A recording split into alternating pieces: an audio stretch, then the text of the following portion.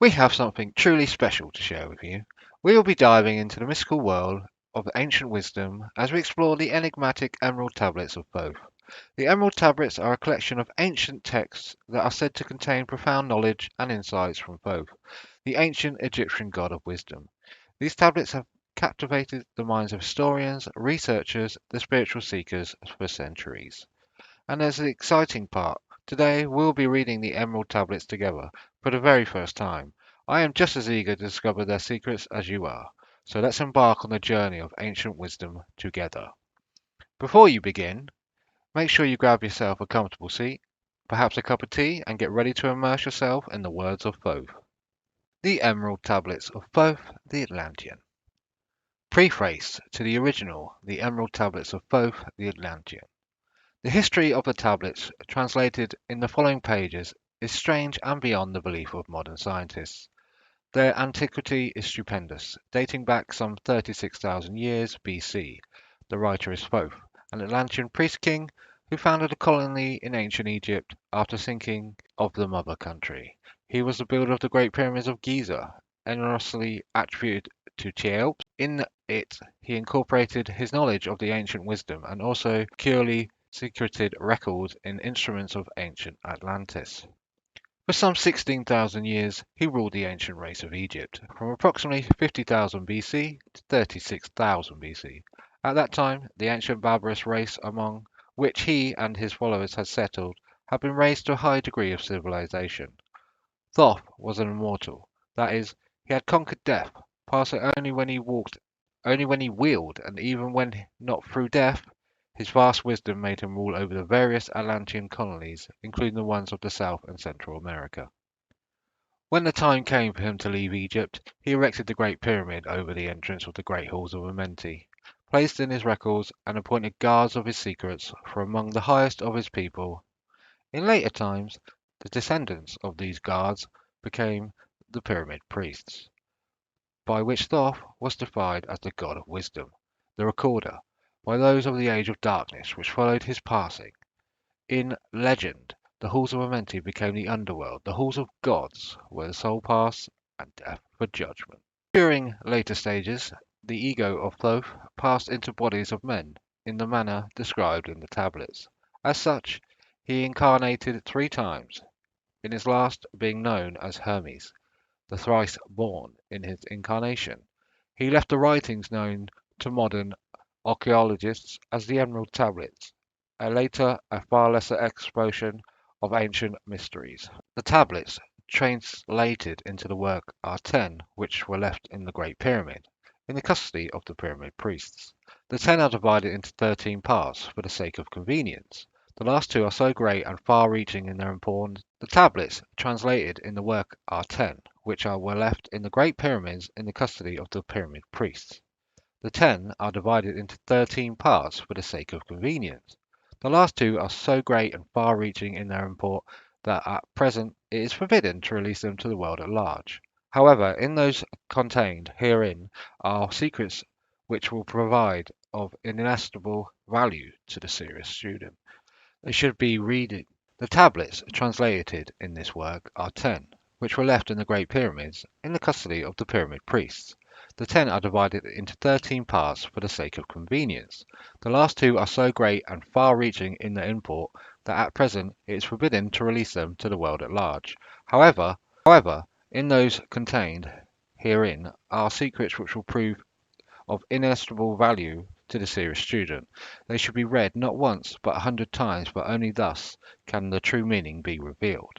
A casual reading will give him glimpses of beauty, but more intense study will over avenues of wisdom to the seeker. But now, a word as how to these mighty secrets came to be revealed to modern man after being hidden so long.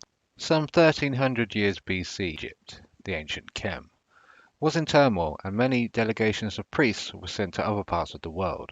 Among these were some of the Pyramid Priests who carried with them emerald tablets as a talisman by which they could exercise authority over the less advanced priestcraft of races descended from other Atlantean colonies. The tablets were understood from legend to give the bearer authority from Thoth. The particular group of priests bearing the tablets emigrated to South America, where they found a flourishing race, the Mayas, who remembered much of the ancient wisdom. Among these, the priests settled and remained. In the 10th century, the Mayas had thoroughly settled in Yucatan, and the tablets were placed beneath the altar of one of the great temples of the sun god. After the conquest of the Mayas by the Spaniards, the cities were abandoned and the treasures of the temples were forgotten. It should be understood that the Great Pyramid of Egypt has been and still is a temple of initiation into the mysteries. Jesus, Solomon, Apollonius, and others were initiated here. The writer, who has a connection with the Great White Lodge, which also works through the Pyramid priesthood, was instructed to recover and return to the Great Pyramids, the ancient tablets. This, after adventures which need not be detailed here, was accomplished. Before returning them, he was given permission to translate and retain a copy of the wisdom engraved on the tablets. This was done in 1925, and only now has permission been given for part to be published. It is expected that many will scoff, yet the true student will read between the lines and gain wisdom. If the light is in you, the light which engraved in these tablets will respond. Now, a word as to the material aspects of the tablets. They consist of 12 tablets of emerald green, formed from a substance created through alchemical transmutation. They are imperishable, resistant to all elements and substances. In effect, the atomic and cellular structure is fixed, no change ever taking place. In this respect, they violate the material law of ionization. Upon them are engraved characters in ancient Atlantean language, characters which respond to attuned thought waves, releasing the associated mental vibration in the mind of the reader. The tablets are fastened together with hoops of golden-coloured alloy, suspended from a rod of the same material. So much of the material appearance. The wisdom contained therein is the foundation of the ancient mysteries, and for the one who reads it with an open mind, his wisdom shall be increased 100-fold. Read, believe or not, but read, and the vibration found therein will awaken a response in your soul. Introduction to the original and interpretation of the Emerald Tablets. In the following pages, I will reveal some mysteries as yet have only been touched upon lightly, either by myself or other teachers or students of truth. Man's search for understanding of laws which regulate his life has been unending, yet always just beyond the veil which shields the higher planes from material man's vision. The truth has existed, ready to be assimilated by those who enlarge their vision by turning inward, not outward, in their search. In the silence of material senses lies the key of the unveiling of the wisdom. He who talks does not know. He who knows does not talk. The highest knowledge is unutterable, for it exists as an early entity in lanes which transcend all material words or symbols. All symbols are but keys to doors leading to truth, and many times the door is not opened because the key seems so great that the things which are beyond it is not visible. If we can understand that all keys, all material symbols are manifestations, are but extensions of a great law and truth, we will begin to develop the vision which will enable us to penetrate beyond the veil. All things in all universes move according to law, and the law which regulates the movement of the planets is no more immutable than the law which regulates the material expression of man. One of the greatest of all cosmic laws is that which is responsible for the formation of man as a material being. The great aim of the mystery schools of all ages has been to reveal the workings of this law, which connect men, the material, and man, the spiritual. The connecting link between the materials man and the spiritual man is the intellectual man, for the mind partakes of both the material and the immaterial qualities. The aspirant of higher knowledge must develop the intellectual side of his nature, and so strengthen his will that is able to concentrate all powers of his being on and off the plane he desires. The great search for light, life, and love only begins in the material plane. Carried to its ultimate, its final goal is to complete oneness with the universal consciousness. The foundation is the material in its first step. then comes the higher goal of spiritual attainment. In the following pages, I will give an interpretation of the Emerald Tablets and their secret, hidden, and esoteric meanings. Sealed in the words of Thoth are many meanings that do not appear on the surface. Light of knowledge brought to bear upon the tablets will open many fields for thought. Read and be wise, but only if the light of your own conscience awakens, the deep-seated understanding which is an inherent quality of the soul. Emerald Tablet Part 1. History of Thoth the Atlantean. I, Thoth the Atlantean, Master of Mysteries, Keeper of Records, Mighty King, Magician, living from generation to generation, being about to pass into the halls of Amenti, set down for the guidance of those that are to come after, those records of the mighty wisdom of great Atlantis. In the great city of Kiel, on the island of Udao, in a time far past, I began the incarnation. In the great city of Kiel, on the island of Undao, in the time far past, I began this incarnation. Not as the little man of the present age did the mighty ones of Atlantis live and die, but rather from eon to eon did they renew their life in the halls of Amenti, where the river of life flows eternally onward. 100 times 10 have I descended the dark way that led into the light, and as many times have I 100 times 10 have I descended the dark way that led into the light, and as many times have I ascended from the darkness into the light, my strength and power renewed. Now for a time I descend, and the man of Chem shall know me no more, but in a time yet unborn I will rise again, mighty and potent, requiring an accounting of those left behind me. Then beware, O men of Chem, if ye have falsely betrayed my teaching, for I shall cast ye down from your high estate into the darkness of the caves from whence ye came. Betray not of my secret to the men of the north or the men of the south, lest my curse fall upon ye. Remember and heed my words, for surely I will return again and require of thee that which ye guard. I, even from beyond time and from beyond death, will return, rewarding or punishing as ye have requited your trust. Great were my people in ancient days, great beyond conception of little people now around me, knowing the wisdom of old, seeking far within the heart of infinity knowledge that belonged to earth's youth. Wise were we with the wisdom of the children of the light who dwelt among us. Strong were we in the power, drawn from the eternal fire, and all of these, greatest among the children of men was my father. Thoth, keeper of the great temple, link between the children of the light who dwelt within the temple and the races of men who inhabited the 10 islands. Mouthpiece after 3 of the dweller of Unao, speaking to the kings with the voice that must be obeyed. Grew I there from a child into a manhood, being taught by my father the elder mysteries, until in time there grew within the fire of wisdom, until it burst into a consuming flame. Now desired I but the attainment of wisdom, until on a great day the command came from the dweller of the temple, that I be brought before him. Few there were among the children of men who had looked upon that mighty face and lived, for not as the sons of men are the children of light when they are not incarnate in a physical body. Chosen was I from the sons of men, taught by the dweller, so that his purpose might be fulfilled, purposes yet unborn in the womb of time. Long ages I dwell in the temple, learning ever and yet ever more wisdom, until I, too, approach the light emitted from the great fire. Taught me he the path to Amenti, the underworld where the great king sits upon his throne of might.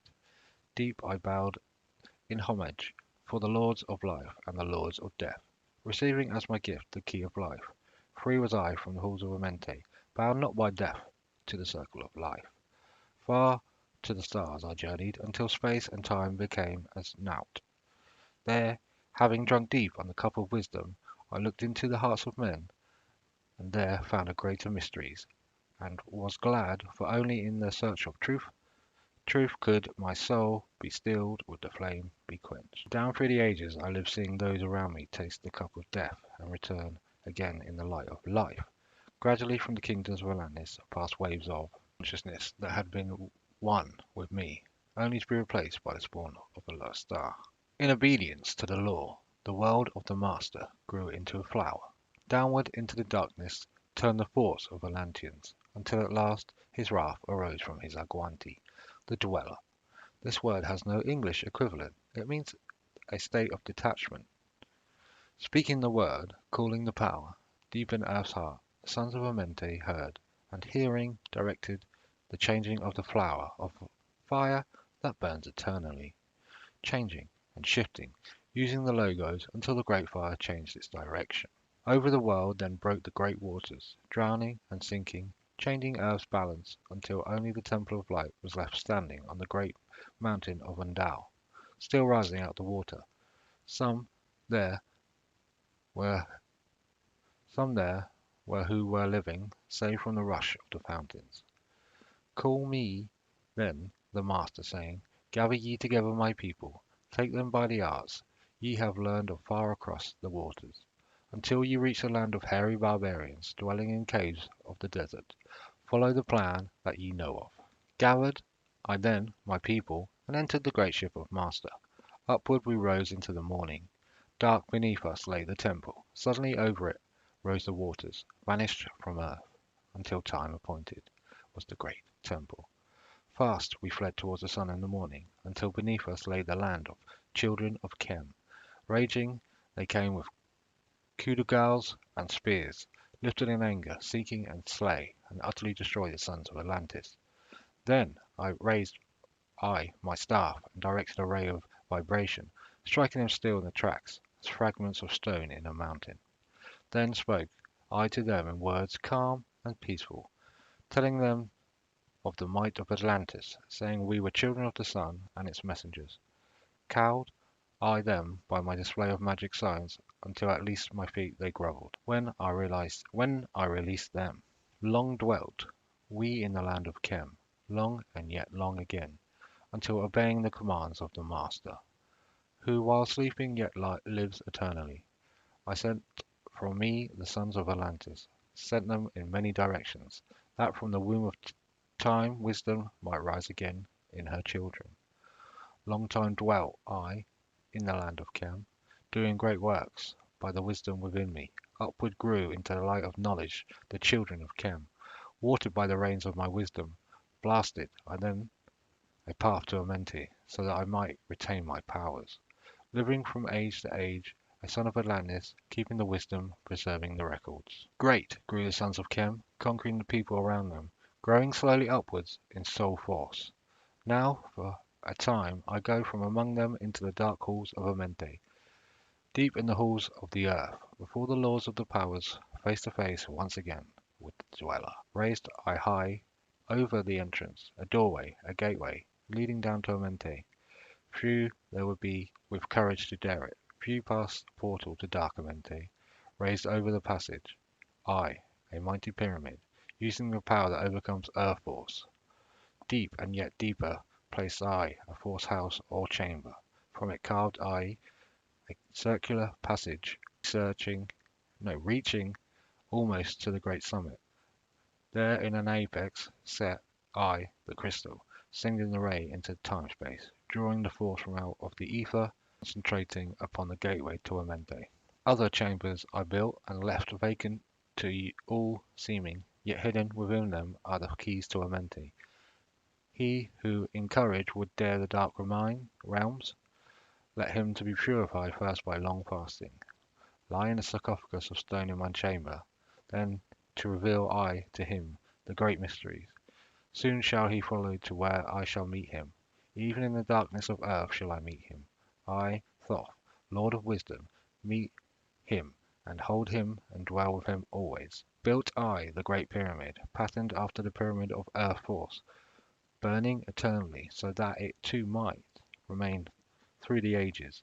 In it I built my knowledge of magic science, so that it might be here when I again return from Amente. I, while I sleep in the halls of Amente, my soul roaming free with incarnate, dwell among men, this form or another. Hermes, thrice born.